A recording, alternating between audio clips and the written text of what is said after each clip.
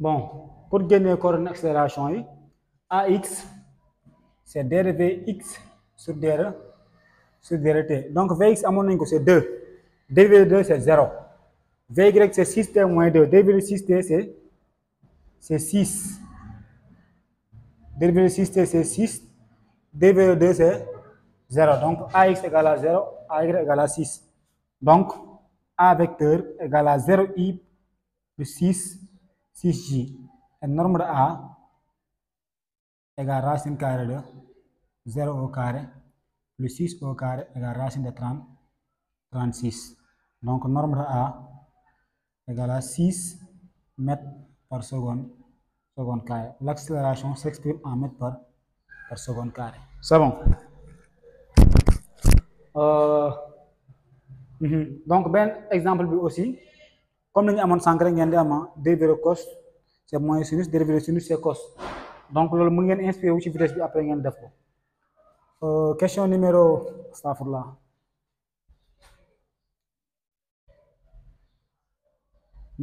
Accélération aussi am na yeneen coordonnées. Am na yeneen coordonnées ci beneen base bu ñuy woowee la base de Freinet. Donc, base de Freinet su ngeen fa duggee rek base de Freinet trajectoire boobu mënu rectiligne foofu day circulaire. Donc, dans la base de Freinet am na ñaari coordonnées la ñuy am parce que ñaari axe la ñuy am. Dans la base de Freinet, les coordonnées de l'accélération sont les suivantes. AN, accélération normale, c'est V carré sur le rayon de courbure. ART, c'est dérivé sur DRT. AN, V carré sur le rayon de courbure. ART, c'est dérivé sur DRT. Donc, norme de A, bien A vecteur, voilà ART vecteur, plus AN vecteur. Donc, A égale racine carrée de AN au carré plus AT au carré. Donc, ci exercice yi série d'exercice bi lii yëpp dinañ ko gën a leeral incha allah parce que métti wul formule la ñu appliqué da ngeen di am par exemple expression vitesse bi ñu amoon fële les coordonnées de V ñi ngi amoon Vx égale à 2 Vy ñi ngi am 6T moins 2. Donc, norme de V c'est racine carrée de 2 au carré c'est 4 plus 6T moins 2 de tout au carré. Donc, bu ñu développé fii dañuy am 6 au carré c'est 36. On aura 36T carré 2 fois 2 4 4 fois 6 24 moins 24T 2 au carré c'est 4 4 plus 4 c'est 8. Donc, pour déterminer l'accélération tangentielle AT égale à dérivé sur DRT. Donc, AT égale à suñu dérivé vitesse bi rek am nañu AT. Donc, dérivé de racine de U c'est U prime sur 2 racine de U. Donc, dérivé bi day nekk ba ñuy dérivé lii si biir ba pare dérivé de racine de U égale à U prime sur 2 racine de U. Donc, U mooy li nekk ci biir parenthèse ci biir racine carré bi U égale à 36T carré moins 24T plus 8. Donc, U prime égale 36 2 bi day wàcc 2 fois 6 36 day nekk 72T moins 24. Donc, ART qui est égal à dérivé sur DRT et dérivé sur DRT égale à U prime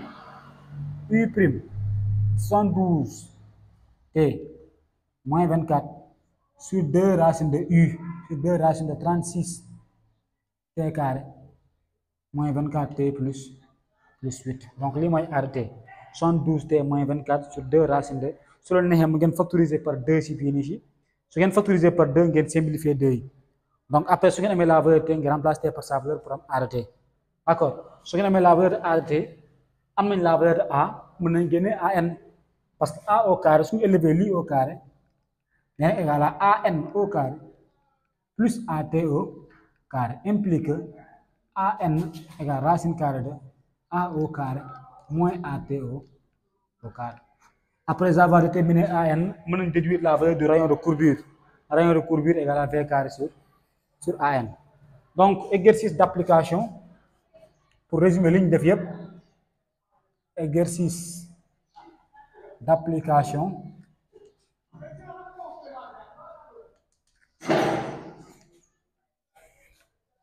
Exercice d'application.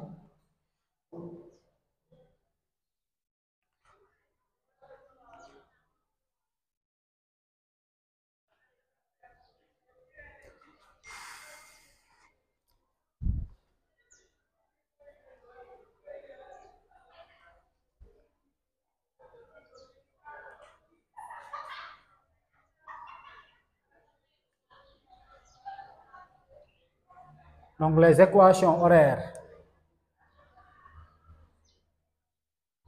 Bien, les équations paramétriques, c'est la même chose. D'un mobile M sont dans le repère OIJ, X égale à 3T et Y égale à moins T carré plus 2T. Donc, première question, on demande de déterminer l'équation cartésienne de la trajectoire.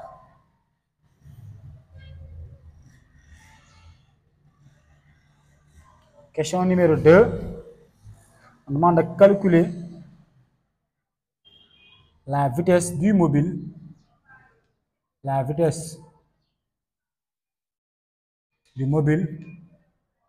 au sommet de la trajectoire, de sa trajectoire. La vitesse du mobile au sommet de sa trajectoire. Question numéro 3, on demande de calculer la vitesse du mobile,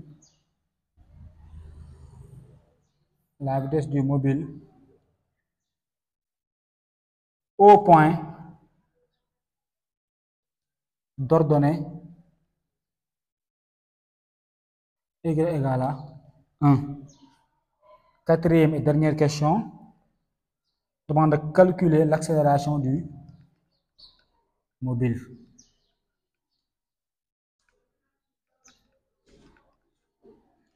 L'accélération du mobile. Pour quelle valeur? Pour quelle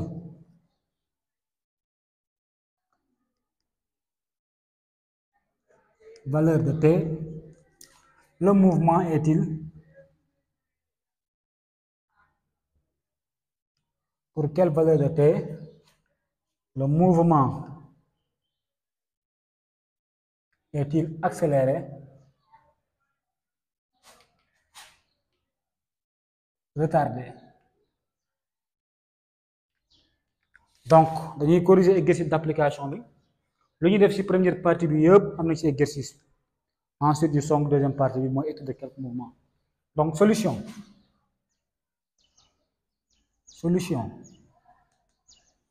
Première question, on demande de déterminer l'équation de la trajectoire.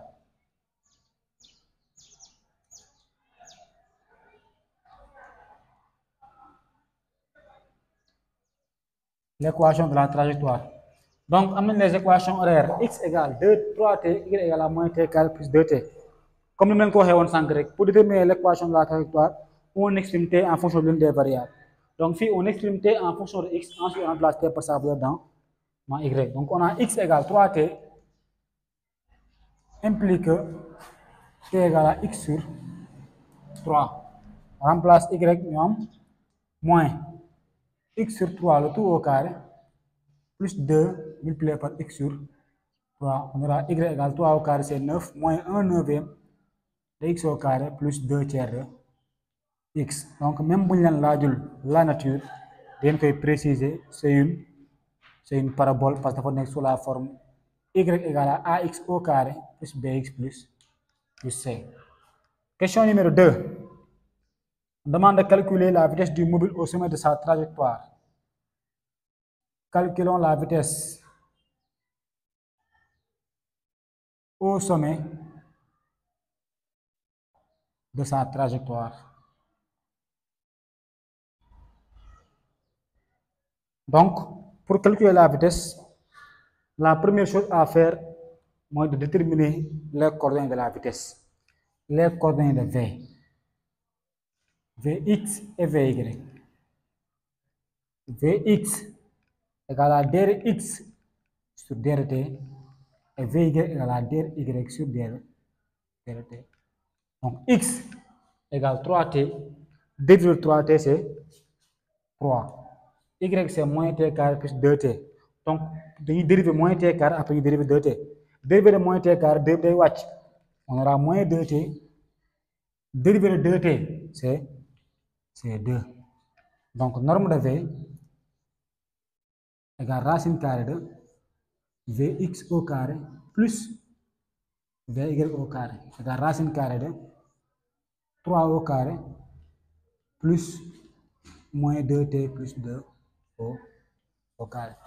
Mais ce qui me pose problème, moi, la valeur de t. Exercice jox ma la valeur de t. Mais jox na ma information boo xam ne mën naa si daal génne la valeur de t au sommet de sa trajectoire. Donc, au sommet de la trajectoire, comme que la trajectoire est une parabole,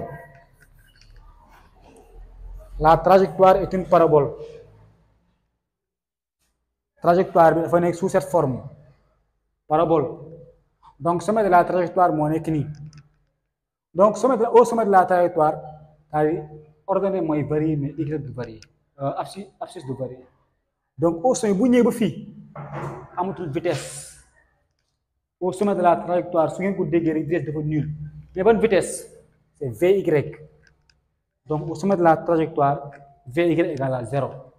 Parfois aussi, à la place de Y, nous avons Z. Fait qu'on Z, nous avons posé au sommet de la trajectoire, Vz égale à 0. Donc, toujours, si vous avez au sommet de la trajectoire, vous pouvez hésiter, vous pouvez poser directement Vy ou Vz égale à 0. Donc, au sommet de la trajectoire, Vy égale à 0. On remplace Vy par moins 2t plus 2 égale à 0. On aura moins 2t égale à moins 2 implique t égale à moins 2 sur moins 2 égale à 1 seconde. On remplace t par sa valeur 1. Donc, on aura norme de V égale racine carrée de 3 au carré, c'est 9, plus moins 2 fois 1, plus 2. Donc, lui, c'est 0. Racine de 9, c'est 3. Donc, V, c'est 3 mètres par seconde. Troisième question. Demande de calculer la vitesse pour y égale à 1. Lui aussi, information. Là. La moyenne pour gagner t. On a l'expression de la vitesse en fonction du temps. Donc, y égale à 1. Donc, on remplace y par moins t carré plus 2t égale à 1. Donc, on transpose moins t carré plus 2t moins 1 égale à 0. Donc là, on a une équation du second degré. On calcule delta. Donc, si on calcule delta, 2 au carré, c'est 4. 4 moins 4, c'est 0. Delta égale à 0. L'équation admet une racine double. T0 égale à moins b sur 2a égale à moins 2 sur moins 2. 2 sur 2, c'est 1. Donc, t égale à 1 seconde. Donc, même résultat, parce que nous remplacer t par 1. L'idée est nulle. Donc, norme de V égale à 3 mètres par seconde. Donc, il y a une question 3 mètres par seconde. La dernière question numéro 4, on demande de calculer l'accélération. Donc, pour calculer l'accélération, on dérive la vitesse, les coordonnées AX et AY. AX, dérivé X sur dt, AY, dérivé Y sur dt. Donc, Vx, Vx c'est 3, dérivé de 3 c'est 0. Vy, c'est moins 2t plus 2. Donc, dérivé de moins 2t, c'est moins 2. Dérivé de 2, c'est 0. Donc, norme de A, la racine carrée de 0 au carré plus moins 2 au carré. Donc, norme de A égale à 2 au carré, c'est 4. Racine de 4, c'est 2 mètres par seconde carré. Donc, norme de A égale à 2 mètres par seconde carré. Ensuite, on dit pour quelle valeur de t le mouvement est accéléré, retardé. Donc, il y a S, valeur pour quelle valeur de t le mouvement est-il accéléré ou retardé donc question boobu su ngeen ko déggee rek nature du mouvement la leen di laaj nature du mouvement pour quelle valeur de t le mouvement est-il accéléré point d'interrogation retardé nature du mouvement bi 3 cas moom si A scalaire V est positif le mouvement est accéléré si A scalaire V est négatif le mouvement est retardé si A scalaire V est nul le mouvement est uniforme donc pour répondre à cette question dañuy génne l'expression vectorielle de A et celle de V donc expression vectorielle de A égale à AX I plus AY J AX c'est 0 AY c'est moins 2 on a 0 I moins 2 J il y a aussi la même chose pour V Vx c'est 3 donc on aura 3 I Vy c'est moins 2T plus 2 on aura moins 2T plus 2 J donc ñu def A scalaire V égale moins 2 J scalaire on remplace V par 3I plus moins 2T plus 2 J donc mën nañ développer ñu am A scalaire V égale moins 6 I scalaire J donc fii mën nañ dugal directement moins 2 fois 2 fois moins 2 c'est 4 on aura 4T moins 4 J fois J c'est J carré donc I scalaire J I et J sont perpendiculaires donc lui est nul J carré c'est égal à 1 donc A scalaire V égale à 4T moins 4